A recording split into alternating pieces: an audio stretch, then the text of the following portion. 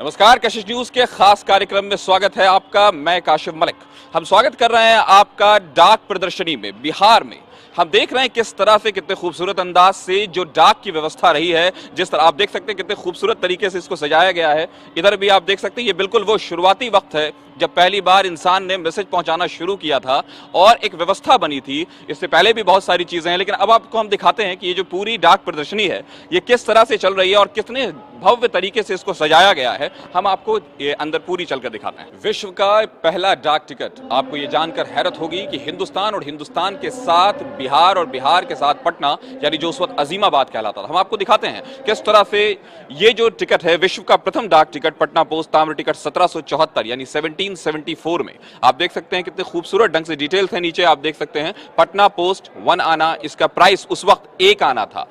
Persian में आप देख सकते हैं यानी कि फारसी भाषा में अजीमाबाद डाक 1 आनी। साइज इसका है 21.3 मिलीमीटर, वेट है 4.95 ग्राम और मेटल कॉपर का बना हुआ है। ये वो ऐतिहासिक ताम्रपत्र है जब भारत ने एक कह सकते हैं कि शुरुआत हुई थी, या कहें पूरी दुनिया में ही शुरुआत हुई थी। और भारत में भी पटना जो उस वक्त अजीमाबाद कहलाता था वो इसका ऐतिहासिक अंग था। डिपार्टमेंट ऑफ पोस्ट के फिलाटेली के असिस्टेंट डायरेक्टर रॉबिन जी हमारे साथ जुड़ गए और वो बताएंगे किस तरह से ये ऐतिहासिक सफर चला, किस तरह से चीजें आगे बढ़ी और कबूतर से खत और मैसेज पहुंचाने से हम कैसे आज की डाक व्यवस्था में आए। सर, आपका स्वागत है। नमस्कार। ये जो ऐतिहासिक सफर है सर, ये कैसे चला?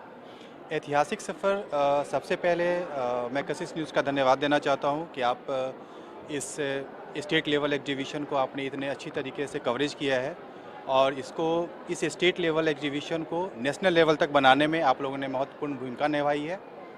सर्वप्रथम जो हम लोग बचपन से सुनते आ रहे हैं, बादल जो होते हैं वो उनका दूसरा नाम होता है मेघदूत।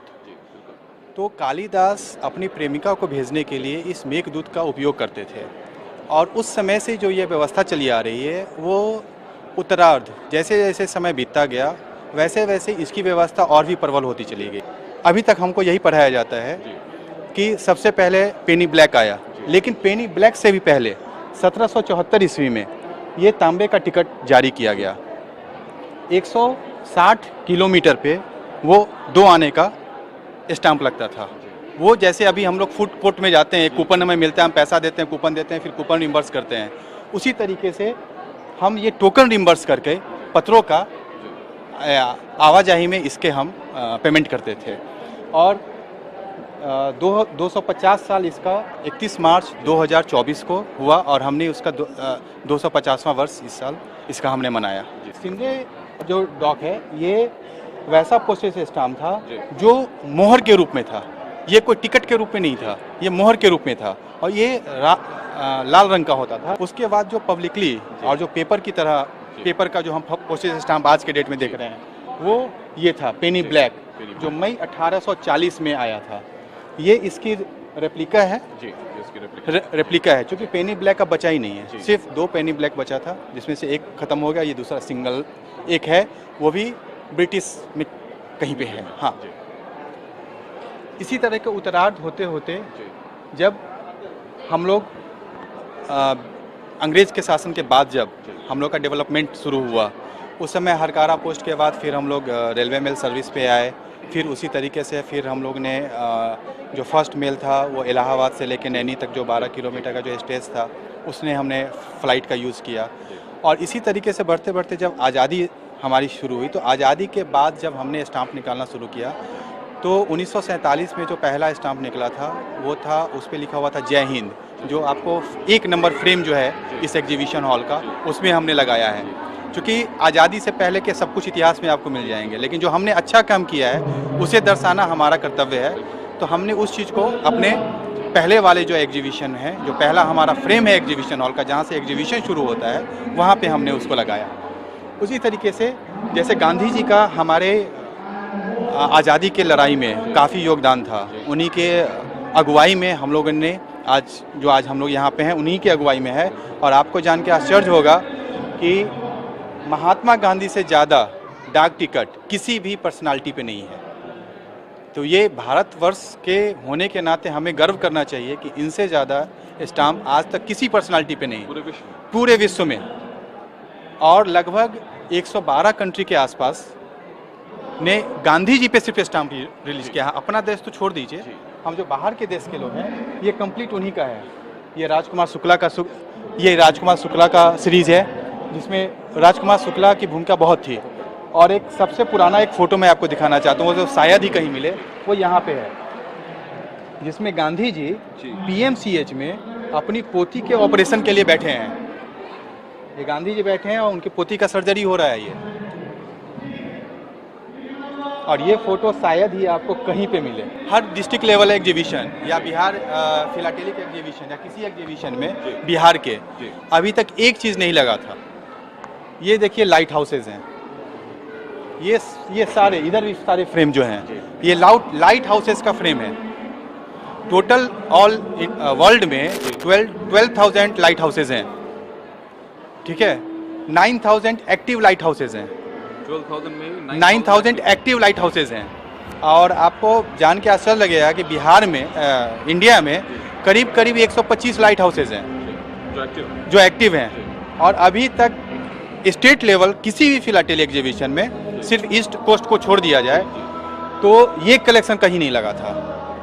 इसको खास करके हमने कर्नल अखिल कुमार सर हैं, हमने उनको बेंगलोर से बुलाया इसी काम के लिए, और ये कंप्लीट लाइट हाउस का इन्होंने कलेक्शन दिया। ये स्पेशल कैंसलेशन का एक सीरीज है। अभी अक्टूबर महीने में हम लोगों ने बिहार से लगभग 12 पिक्टोरियल कैंसलेशन हम लोगों ने रिलीज़ किया। इसमें से देखिए, ये नागी डैम, वाल्मीकि रिजर्व, नालंदा भग्नावशेष, विद्यापति जी, हरमंदिर साहिब, औरंगाबाद का जो हमारा सन टेम्पल है वो। हम इस पर स्टाम्प रिलीज़ नहीं कर सकते, लेकिन वहाँ के पोस्ट ऑफिस को ये कैंसलेशन तो दे सकते हैं। जो वहाँ से लेटर है, बाहर तो जा रहा है, बाहर जब जा रहा है वहाँ पर लेटर, तो वो हम स्टाम्प लगाए तो इसका इमेज उस स्टाम्प पे लगा, उस इन्वेलप पे लगा, और वो इन्वेलप वहाँ गया तो उन्होंने क्या बोला, अच्छा यहाँ पे सन टेम्पल है, यहाँ पे नालंदा में भग्नावशेष है, यहाँ पे पटना में हरमंदिर साहिब है। एक तरह से टूरिज्म को भी बढ़ावा मिलता है। ऐसे ही सेम चीज़ हम लोग स्पेशल कवर के थ्रू भी करते हैं। स्पेशल कवर का सेगमेंट हमें देखना पड़ेगा कहाँ लगा है, ठीक है। तो जैसे यहाँ पे आइए, ये पॉलिटिशियन है, ठीक है, सैयद मोहम्मद अली सिहाद तांगल। हम इन पे स्टाम्प अगर नहीं रिलीज़ कर सकते थे, ठीक है। शेख मोहम्मद अब्दुल्ला, इन पे बाद में इशू हुआ, लेकिन उससे पहले इन पे ये इशू नहीं हुआ।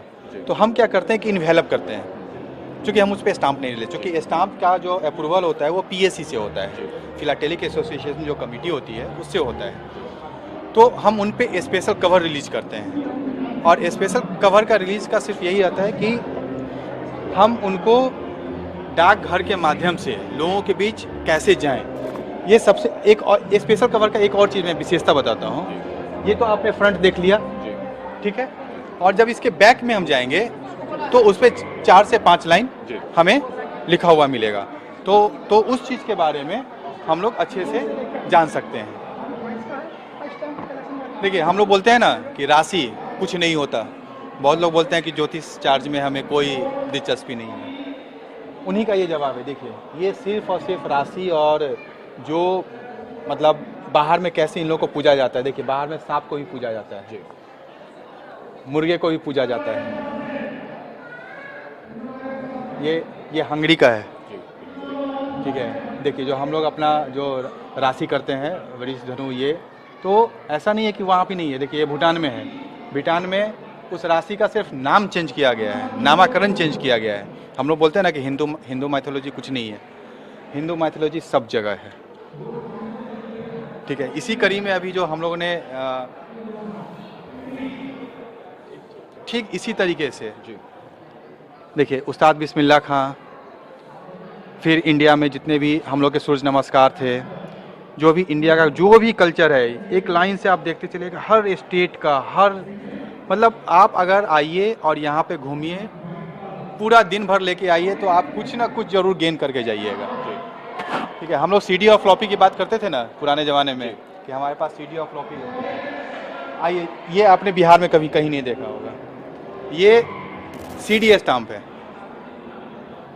इंडिया का ये नहीं होगा, ये भूटान का होगा। और ये CD स्टाम्प मैंने पहले देखा था फर्स्ट टाइम 2013 में बड़ौदा में एक स्टेट लेवल एग्जीबिशन हुआ था, वहाँ पे और ये उसी समय से मेरे दिमाग में था कि जब भी स्टेट लेवल फिलाटेली एग्जीबिशन हो, उस समय मैं इंस्पेक्टर बन के वहाँ पे ट्रेनिंग करने गया था। आज मैं जिस पद पे हूँ, संजोग से मेरा ये पद इस काम आ गया कि मैं वहाँ के सीडी वाले को यहाँ पे बुलवाया। ये खास कर ये मेरा पर्सनल रिक्वेस्ट था उनसे कि आप भेजिए उस चीज़ को, क्योंकि बिहार के लोग आज तक इस चीज़ से अनछुए रहे हैं। हमने देखा कि किस तरह से इतिहास चलते चलते जो शुरू हुआ था बिल्कुल 1774 से, उससे पहले से भी इतिहास रहा है, लेकिन मैसेज भेजने का रहा है। लेकिन डाक व्यवस्था 1774 से शुरू हुई, हिंदुस्तान में शुरू हुई, हिंदुस्तान के पटना में शुरू हुई, जो उस वक्त अदीमाबाद है, और आज इस सफर में है कि हम उसके एग्जीबिशन में हैं। फिलहाल वक्त है छोटे से ब्रेक का। अब हम आपको उससे मिलाने वाले हैं जिससे आपके बचपन की यादें होती हैं, जो हमने अभी आपको स्टैचू में दिखाया। हमने दिखाया पोस्टमैन। अब पोस्टमैन कम दिखते हैं, लेकिन होते हैं। आज भी जो जरूरी कागजात हैं, जो सरकार से जुड़े कागजात हैं, आज भी हमारे पास पोस्टमैन ही लेकर आते हैं। तो विकास जी, आपका स्वागत है। आपकी वेशभूषा बता रही है कि आपका काम क्या है और कैसे ये ऐतिहासिक सफर जो हरकाराओं से शुरू हुआ, या उससे भी पहले कहिए तो कबूतर से शुरू हुआ, और इस तरह से चलते चलते चलते आज पोस्टमैन पर आया है, आप क्या बताएं?